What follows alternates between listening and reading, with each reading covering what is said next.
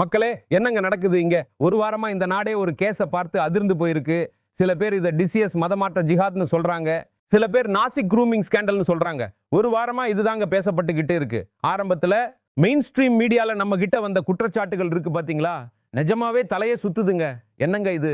திட்டமிட்ட மதமாற்றம், இந்துக்களை வலுக்கட்டாயமா தொழுகை செய்ய வைக்கிறது, கட்டாயப்படுத்தி மாட்டுக்கறி சாப்பிட வைக்கிறது, ஒரு பெரிய திட்டம் போட்டு பெண்களை குறி வச்சு மதமாற்றத்துக்காகவும் பாலியல் சுரண்டலுக்காகவும் அவங்கள டார்கெட் பண்றாங்களாம். வெளிநாட்டு தொடர்புகள் கூட இதுல இருக்குன்னு சொன்னாங்க. அப்பப்பா, இதெல்லாம் கேட்டா மெயின் ஸ்ட்ரீம் மீடியால சும்மா இருப்பாங்களா? ஒரு தீய பத்திக்கிச்சுங்க. இந்து பொண்ணுங்களை குறி வச்சு அவங்கள முஸ்லிமா மாத்துறதுக்காகவே ஒரு பன்னாட்டு நிறுவனத்துல ஒரு கேங் செயல்படுதான். பொருளாதாரத்துல ரொம்ப பின்தங்கிய இந்து பொண்ணுங்களை தேடி தேடி கண்டுபிடிச்சு கம்பெனில வேலைக்கு சேர்க்கிறாங்களாம். அது மட்டும் இல்லாம அந்த பாதிக்கப்பட்ட பொண்ணுங்களை தொழுகை செய்ய வைக்கிறாங்க, ஹிஜாப் புர்கா போட வைக்கிறாங்க. வெட்கமா இல்லையா உங்களுக்கு? நாசிக் டிசிஎஸ் அலுவலகத்துல கார்ப்பரேட் ஜிஹாத், க்ரூமிங் கேங், லவ் ஜிஹாத்னு இதையெல்லாம் கேட்டு நம்ம நாட்டுல என்னதான் நடக்குதுன்னு சாதாரண ஜனங்க அதிர்ச்சியில உறைஞ்சு போயிட்டாங்க. உலகத்துக்கே தெரிஞ்ச பிரபலமான டிசிஎஸ் கம்பெனியில இப்படி ஒரு கேவலமான மதமாற்ற கும்பல் செயல்படுதுன்னா அப்ப மத்த இடங்கள்ல எல்லாம் என்ன நடக்கும்? இந்து பொண்ணுங்களை இப்படிப்பட்ட சுரண்டலுக்கு உள்ளாக்குறாங்க, அவங்கள குறி வச்சே டார்கெட் பண்றாங்க. இது ஒரு பெரிய சதி திட்டம்னு சொன்னாங்க. சோசியல் மீடியால நிறைய பேர் என்ன பண்ணாங்க தெரியுமா? இந்த சம்பவத்தை தி கேரளா ஸ்டோரி படத்தோட ஒப்பிட்டாங்க. கேரளா ஸ்டோரி படம் என்ன சொல்ல முயற்சி செஞ்சுச்சோ அதே தான் இங்க நடக்குது, அது நமக்கு கொடுத்த எச்சரிக்கை அப்படின்னு சொன்னாங்க. இந்த அதிர்ச்சி ரொம்ப சீக்கிரமா கோபமா மாறுச்சு. சுஷாந்த் சிங் ராஜ்புத் கேஸ்லயும் ஆரியன் கான் கேஸ்லயும் நடந்தது மாதிரி இங்கேயும் மீடியா வந்து அவங்க கேமரா முன்னாடியே விசாரணை ஆரம்பிச்சுட்டாங்க. குற்றம் சாட்டப்பட்டவங்களை குற்றவாளின்னு தீர்ப்பு சொல்லிட்டாங்க, தூக்குல தொங்க விட்டுட்டாங்க. இந்த மாதிரி வேலை செஞ்ச எல்லாருக்கும் ரொம்ப கடுமையான தண்டனை கொடுக்கணும், இவங்களுக்கு எந்த விசாரணையும் வேண்டாம், ஒரே வழி நேரா சுட்டு தள்ளணும்னு பேசினாங்க. ஆனா எப்படி இந்த கேஸ் ஒரு மர்மமான முறையில தேசிய மீடியால பேசு பொருள் ஆச்சோ, எப்படி எஃப்ஐஆர் மேல எஃப்ஐஆர் பதிவு செஞ்சாங்களோ அதே மர்மமான முறையில இந்த கேஸ்ல புது புது உண்மைகள் வெளியே வர ஆரம்பிச்சிச்சு. டிசிஎஸ்ல விசாரிச்சு பார்த்தப்போ நிதா கான் அப்படிங்கிறவங்க மெயின் ஸ்ட்ரீம் மீடியால சொன்ன மாதிரி கார்ப்பரேட் ஜிஹாதோட தலைவரா, எஸ்ஆர் மேனேஜரா எல்லாம் இல்ல. அவங்க ஒரு மேனேஜரே இல்லைன்னு தெரிஞ்சதுங்க. டிசிஎஸ்ல ஏதோ தப்பு நடந்துச்சுங்கிறதுல எந்த விவாதமும் இல்ல. ஆனா அந்த தப்பு ஒரு போலியான போலீஸ் ரகசிய ஆபரேஷனா, அப்புறம் எஃப்ஐஆர் இல்லாத ஒரு விஷயமா எப்படி மாறுச்சுங்கிறது தான் பெரிய கதை. அதனால தாங்க தேஷ்பக்தின் இன்னைக்கு எபிசோட்ல இந்த முழு டிசிஎஸ் கதையையும் இந்த டிசிஎஸ் விஷயத்தையும் டீடைலா பார்க்க போறோம். உண்மையா நடந்தது என்ன, மீடியால என்ன காட்டுறாங்க, நிலவரத்துல உண்மை என்னவா இருக்கு, இதுக்குள்ள எவ்வளவு தூரம் இடைவெளி இருக்கு, இதுவரைக்கும் நமக்கு கிடைச்ச உறுதியான தகவல்கள் என்ன, எதுக்காக இந்த கேஸ் இந்த நாடே கோபப்படுற அளவுக்கு சக்சஸ் ஆச்சு. இப்படி எத்தனையோ பாலியல் வன்புணர்வு, பாலியல் சுரண்டல் வழக்குகள் நம்ம அன்றாடம் பார்க்கிறோம். ஆனா கண்ணை மூடிக்கிறோம். இந்த கேஸ்ல அப்படி என்னங்க விசேஷம்? இந்த கேஸ்ல அப்படி என்ன அதிர்ச்சி இருக்கு? இந்த கேஸோட முடிவு தான் இப்ப என்னவா இருக்கும்? இந்த டிசிஎஸ் கார்ப்பரேட் ஜிஹாத் கேஸ்ல முதல் எஃப்ஐஆர் 26ஆம் தேதி மார்ச் மாசம் பதிவாகுது. அதுக்கப்புறம் இன்னும் 8 பொண்ணுங்க முன்னாடி வந்து புகார் கொடுக்கறாங்க. இன்னும் 8 எஃப்ஐஆர் பதிவாகுது. டாடா கன்சல்டன்சி சர்வீஸ் நிறுவனத்தோட நாசிக் யூனிட்ல வேலை பார்த்த பல பெண் ஊழியர்கள் அவங்களோட சீனியர்ஸ் மேல பாலியல் சுரண்டல் புகார் கொடுத்தாங்க. ஆனா இந்த விஷயம் ரொம்ப மோசமா போய் தேசிய செய்திகளாக மாற ஆரம்பிச்சிச்சு. எப்ப தெரியுமா? பாலியல் சுரண்டலோட சேர்த்து அவங்க மத உணர்வுகளும் காயப்படுத்தப்பட்டுச்சு. அவங்கள மதம் மாற சொன்னாங்க, தொழுகை செய்ய கட்டாயப்படுத்தினாங்க, மாட்டுக்கறி சாப்பிட வைக்க முயற்சி செஞ்சாங்கன்னு ஒரு பெரிய குற்றச்சாட்டு வந்தப்போதான் ஆரம்ப காலத்துல வந்த மீடியா ரிப்போர்ட்டுகளை நம்புனா இந்த உண்மைகள் எல்லாம் நாசிக் போலீஸோட எஸ்ஐடி, அதாவது ஸ்பெஷல் இன்வெஸ்டிகேஷன் டீம், ஒரு பெரிய திட்டத்தோட ஒரு ரகசிய ஆபரேஷன் செஞ்சப்போதான் வெளியே வந்துச்சுன்னு சொன்னாங்க. டிசிஎஸ் நாசிக்கோட இந்த திட்டமிட்ட மதமாற்ற சிண்டிகேட்டை வெளிக்கொண்டு வரதுக்கு ஒரு விரிவான திட்டம் போட்டிருக்காங்க. சில ரிப்போர்ட்டுகளின்படி இந்த ரகசிய ஆபரேஷன் 40 நாட்கள் நடந்துச்சாம். இந்த நேரத்துல 7 பெண் போலீஸ் அதிகாரிகளும் பல கான்ஸ்டபிள்களும் டிசிஎஸ் கம்பெனிக்குள்ள ஹவுஸ் கீப்பிங் ஸ்டாஃபா வேஷம் போட்டு உள்ள போனாங்களாம். எல்லா இடங்களுக்கும் அவங்களால போக முடிஞ்சிச்சு, என்ன நடக்குதுன்னு தெரிஞ்சுக்க முடிஞ்சிச்சு. இந்த நேரத்துல இந்த ரகசிய ஆபரேஷன்ல ஈடுபட்ட அதிகாரிகள் தினமும் நடக்கிற பழக்க வழக்கங்கள், அலுவலகத்தில் இருக்கிற சூழல், சீனியர் டீம் உறுப்பினர்களோட நடவடிக்கைகள், இதெல்லாத்தையும் ரொம்ப உன்னிப்பா கவனிச்சாங்கன்னு சொல்றாங்க. குறிப்பா தனிப்பட்ட மீட்டிங்ஸ்லயும் சாதாரண கூட்டங்கள்லையும் என்ன நடக்குது, என்ன பேசிக்கிறாங்க, இதெல்லாத்தையும் நோட் பண்ணாங்களாம். தேஷ்பக்தில நாம எப்பவுமே இப்படி ஒரு ப்ரோஆக்டிவ் போலீஸ் சிஸ்டத்தை ஆதரிச்சிருக்கோம். உங்களுக்கு ஞாபகம் இருக்கா நண்பர்களே? நாங்க பல தடவை ஏடிஎஸ், அதாவது ஆன்டி டெரர் ஸ்குவாட் மாதிரி SCAW யூனிட் ஒன்னு வேணும்னு எங்க சேனல்ல கேட்டிருந்தோம். ஒரு யூனிட் பெண்களுக்கு எதிரான கொடூரமான குற்றங்களை டிராக் பண்ணணும், கண்டுபிடிச்சு அவங்களுக்கு தண்டனை வாங்கி தரணும்னு கேட்டோம். இந்த போலியான ரகசிய ஆபரேஷன்ல இருந்து மீடியாவுக்கு என்ன தகவல் கிடைச்சிச்சுன்னா, 7 முஸ்லிம்களும் அவங்களோட ஒரு இந்து நண்பரும் இந்த மதமாற்ற கும்பல்ல இருக்காங்களாம். இந்த குற்றவாளிகளோட பேருங்க டேனிஷ் ஷேக், தவ்சீஃப் அத்தர், ஷாருக் குரேஷி, ரஸா மேனன், ஆசிஃப் அன்சாரி, ஷஃபி ஷேக் மற்றும் அஸ்வினி சைனானி FI.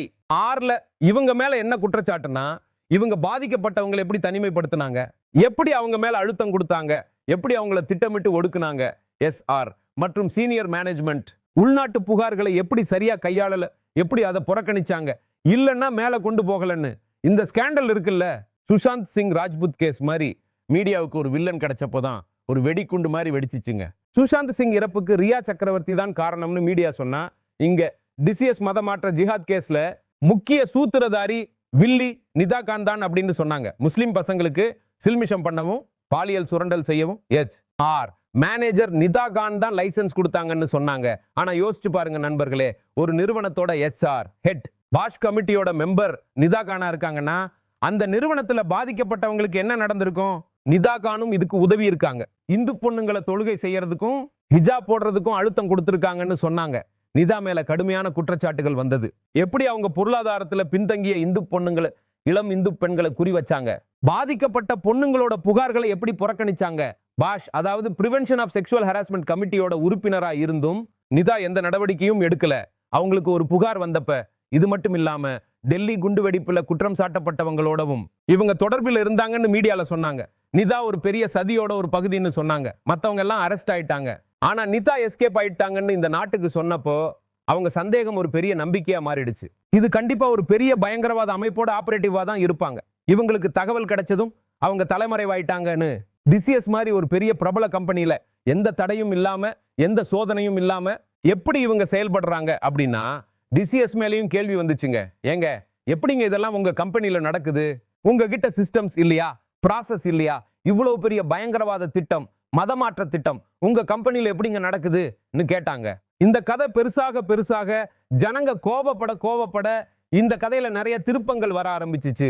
டிசிஎஸ் இந்த கேஸை விசாரிக்க ஆரம்பிச்சப்போ பெரிய சுயாதீன விசாரணை நிறுவனங்களை எல்லாம் நியமிச்சு, டேய் இவ்வளவு பெரிய தவறு எப்படி நடந்துச்சுன்னு கண்டுபிடிங்கடான்னு சொன்னாங்க. டிசிஎஸ் சட்ட அமலாக்கத்துறையோட முழு ஒத்துழைப்பும் கொடுத்தது. ஆனா அவங்களோட முதல் கட்ட விசாரணையில ஒரு விஷயத்தை ரொம்ப தெளிவா சொன்னாங்க. மீடியால சொன்ன மாதிரி, இந்த கேஸோட முக்கிய சூத்திரதாரி நிதா கான் டிசிஎஸ்ல SR மேனேஜர். விடுங்க, ஒரு மேனேஜர் பொசிஷன்ல கூட இல்லையா, அவங்க ஒரு ப்ராசஸ் அசோசியேட்டாம். நிதா கிட்ட வேலைக்கு ஆள் சேர்க்கிற அல்லது தலைமை பொறுப்பு சம்பந்தப்பட்ட எந்த ரெஸ்பான்சிபிலிட்டியும் இல்லவே இல்லையா. இது மட்டும் இல்லாம டிசிஎஸ்ல இருந்து என்ன தெரிய வந்துச்சுன்னா, இன்டர்னல் ரெக்கார்ட்ஸ் நாசிக் பிரான்ஸ்ல இருந்து பாஷ் சம்பந்தப்பட்ட எந்த புகாரும் வரலன்னு தெளிவா காட்டுது. பாஷ் புகார் இப்படித்தான் ரிப்போர்ட் பண்ணுவாங்களாம். எந்த ஒரு ரீஜனல் HRஆலும் அதை தடுக்க முடியாது. ஏன்னா புகார் நேரடியாக மெயினஸ் ஆர்கிட்ட தான் போகுமா. நிதா கானோட குடும்பமும் நிதா மேல சுமத்தப்பட்ட எல்லா குற்றச்சாட்டுகளையும் மறுத்தாங்க. அவங்க என்ன சொன்னாங்கன்னா, நிதாவுக்கு புகார் கொடுத்த பொண்ணுங்க கூட பேசினதே இல்லைன்னு, மீடியாவும் போலீஸும் எந்த ஆதாரமும் இல்லாம நிதா தப்பி ஓடிட்டான்னு சொன்னாங்க. ஆனா அவங்க கணவர் வீட்டுல தாங்க இருந்தாங்க, அவங்க கர்ப்பமா இருந்தாங்கன்னு சொன்னாங்க. ஆனாலும் இதுவரைக்கும் கோர்ட் நிதாவுக்கு முன்ஜாமீன் கொடுக்கல, ஜாமீன் கொடுக்க மறுத்துட்டாங்க. சோ இப்போ அவங்களோட முழு ரோலும் ஆண்டர் இன்வெஸ்டிகேஷன்ல இருக்கு. ஏதோ ஒரு குழப்பம் அங்க கண்டிப்பா இருக்கும். இந்த கேஸ்ல ரெண்டாவது ட்விஸ்ட் என்னன்னா, லோக்கல் சிவசேனா தலைவர் நிதின் கெய்க்வாடோட பேரு இப்ப வெளியே வர ஆரம்பிச்சிருக்கு.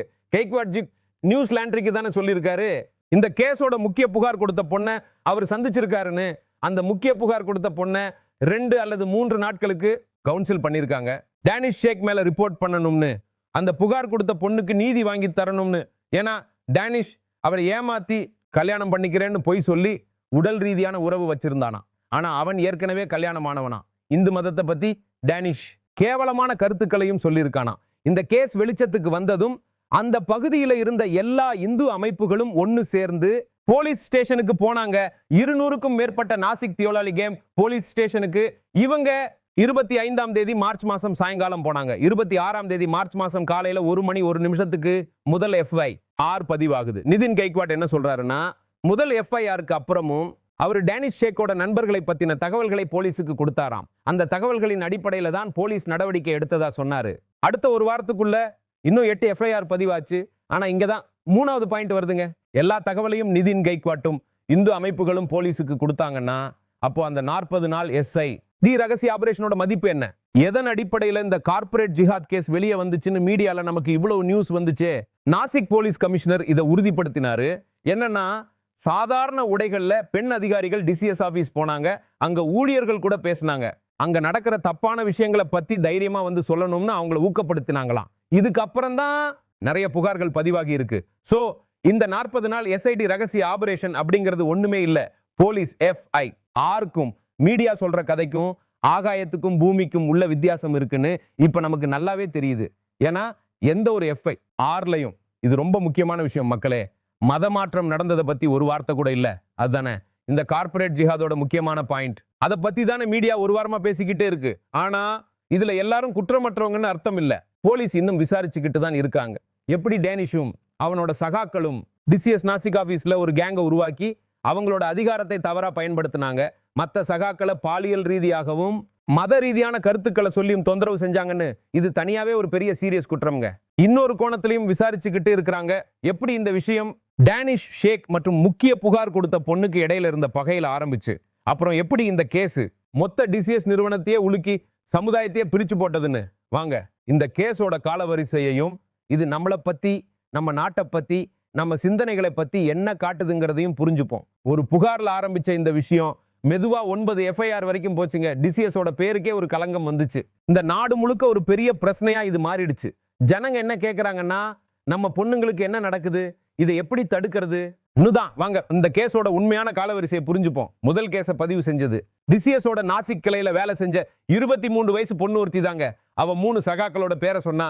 அதுல ஒருத்தன் டேனிஷ் ஷேக். அவன் மேல என்ன குற்றச்சாட்டுனா கல்யாணம் பண்ணிக்கிறேன்னு வாக்குறுதி கொடுத்து அந்த பொண்ணோட உடல் ரீதியான உறவு வச்சிருந்தானா. தி பிரிண்ட் பத்திரிகையோட இந்த ரிப்போர்ட்டின் படி புகார் கொடுத்த பொண்ணு டேனிஷ முதல் தடவையா 2022 ஜனவரி மாசம் சந்திச்சாலாம். 2 பேரும் ஒரே காலேஜ்ல படிச்சுக்கிட்டு இருந்திருக்காங்க.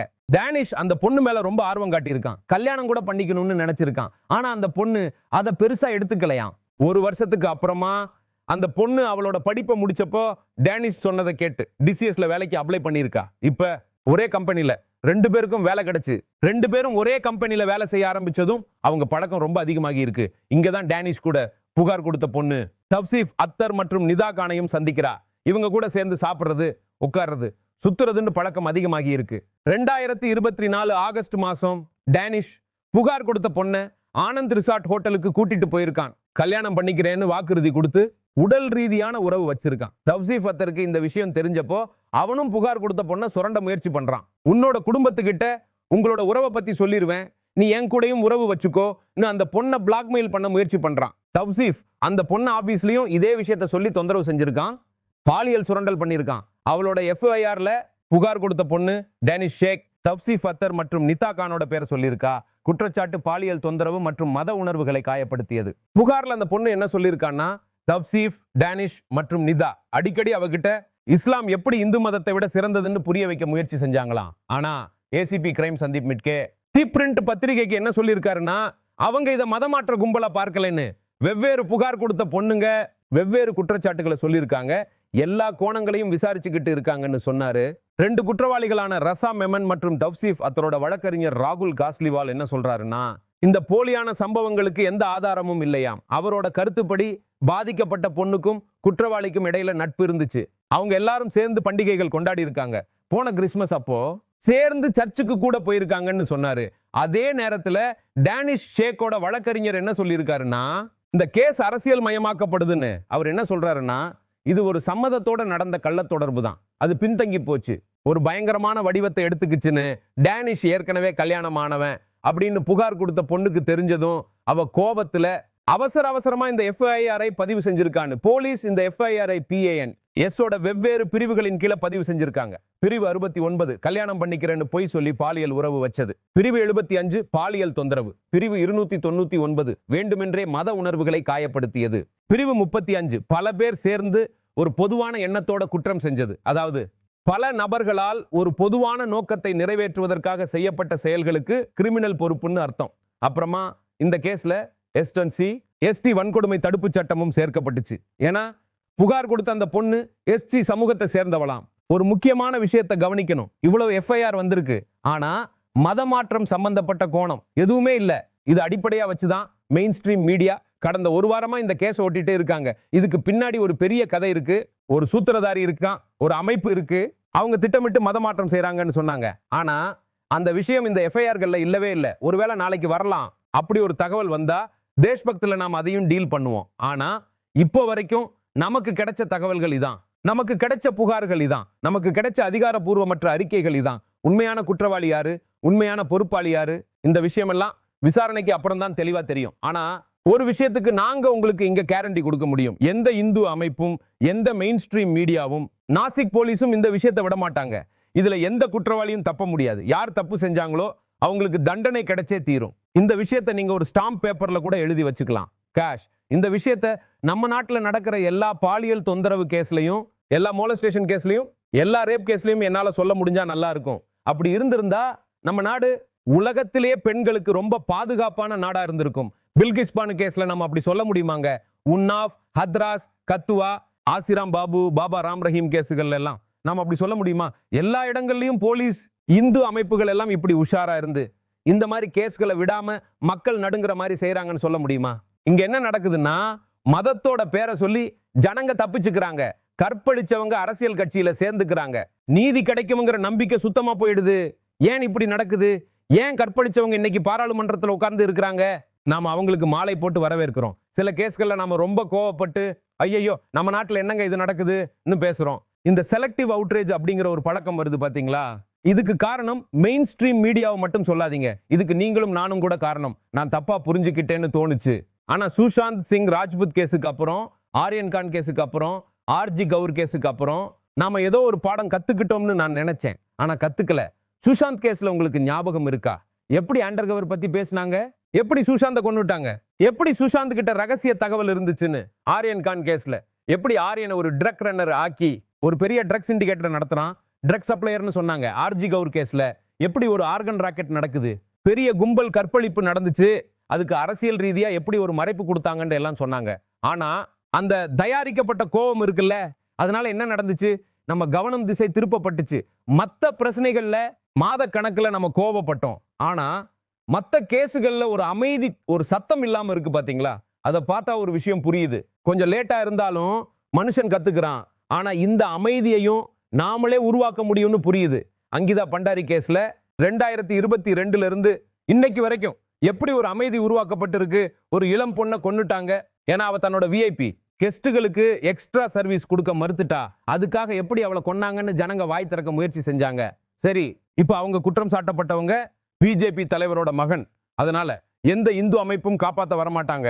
போலீஸும் எந்த ரகசிய இன்வெஸ்டிகேஷன் ஏஜென்சியையும் அனுப்பாது. எஸ்ஐடியும் இருக்காது. மாநில அளவுல போராட்டம் நடந்துச்சு. இப்ப 2026ல ஆடியோ லீக்கும் நமக்கு கிடைச்சிச்சு. ஆனா இன்னும் அந்த அங்கிதாவோட பாவமான அப்பா அம்மா நீதி கேட்டு பிச்சை எடுத்துக்கிட்டு இருக்கிறாங்க. அவங்களுக்காக எந்த இந்து அமைப்பும் முன்னாடி வரல. மணிப்பூர்ல பொண்ணுங்களை நிர்வாணமா ஊர்வலம் கூட்டிட்டு போறாங்க, அவங்கள கற்பழிக்கிறாங்க. அவங்க வாக்குமூலங்கள் எல்லாம் நம்ம கிட்ட இருக்கு. ஆனா என்ன நடக்குது? மணிப்பூர் ரொம்ப தூரம் இருக்கு. அங்க இந்து அமைப்புகளால போக முடியாது. அதனால எந்த தண்டனையும் யாருக்கும் கிடைக்காது. ஹத்ராஸ் கும்பல் கற்பழிப்பு கேஸ்ல நைட் 2 மணிக்கு சடலத்துக்கு தீ வச்சு கொளுத்திடுறாங்க. அங்க மதம் கெட்டு போகலையா? அப்பா அம்மாவை வீட்டுல பூட்டி போட்டு பொண்ணு உடம்புக்கு தீ வச்சு எரிச்சு போஸ்ட்மார்ட்டம் ரிப்போர்ட்டையும் காணாம ஆக்கிட்டாங்க. ஆனா எந்த அமைப்பும் எந்த போலீஸ் டிபார்ட்மெண்ட்டும் காப்பாத்த வரல. இன்னைக்கு நான் உங்களை கேட்டா அந்த கேஸ்ல என்ன நடந்துச்சு, குற்றவாளிங்க எங்க இருக்காங்கன்னு கேட்டா நீங்களும் அமைதியில தாங்க உறைஞ்சு போவீங்க. உன்னாவ் ரேப் கேஸ் 2017ல நடந்தது.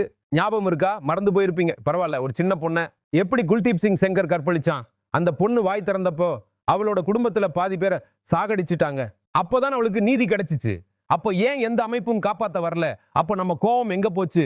பில்கிஸ் பானு கற்பழிச்சவங்களுக்கு மாலை போட்டு வரவேற்கும் போது உங்க கோவம் எங்க போச்சு? இந்து அமைப்புகள் அப்ப என்ன பண்ணிக்கிட்டு இருந்தாங்க? சுப்ரீம் கோர்ட் டே இவங்களை திரும்ப அனுப்புங்கடான்னு சொன்னது நல்ல வேலையா போச்சு. இல்லைன்னா நீங்களும் நாமும் அவங்கள மந்திரி கூட ஆக்கியிருப்போம். அந்த கற்பழிச்சவங்களை இன்னைக்கு வரைக்கும் நாசிக் கேஸ்லயும் அவுட்ரேஜ் காணாம போயிருக்கு. நீங்க சொல்லுவீங்க, என்னங்க இது இப்ப டிசிஎஸ் பத்தி தானே பேசிக்கிட்டு இருக்கோம். நான் டிசிஎஸ் பத்தி பேசலைங்க.